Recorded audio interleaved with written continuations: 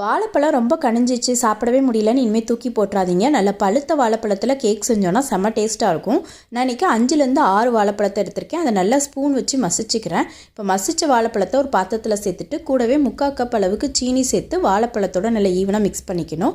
இப்போ 1/2 கப் அளவுக்கு எண்ணெய் சேர்த்து ரீஃபைண்ட் ஆயில் சேர்த்துக்கோங்க.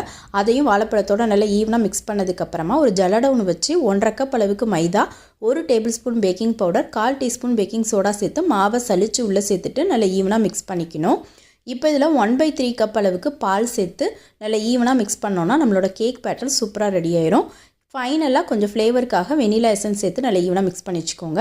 இப்போ ஒரு கேக் டீனில் பட்டர் பேப்பர் தடவிட்டு எண்ணெய் தடவிட்டு இந்த மாதிரி கேக்கை நீங்கள் ஊற்றுனீங்கன்னா இந்த மாதிரி மடிஞ்சு விழணும். இதான் கரெக்ட் கன்சிஸ்டன்சி. இப்போ கேக் டின்னை லைட்டாக டேப் பண்ணிவிட்டு ஆல்ரெடி ப்ரீ ஹீட் பண்ணியிருக்கிற கடாயில் ஒரு 35 நிமிஷம் பேக் பண்ணி எடுத்தோம் அப்படின்னா நல்ல ஸ்பாஞ்சியான ஸ்வீட்டான பனானா கேக் ரெடி. கண்டிப்பாக ட்ரை பண்ணி பாருங்கள். வீடியோ பிடிச்சிருந்துச்சுன்னா ஒரு லைக் கொடுங்க. பாய்.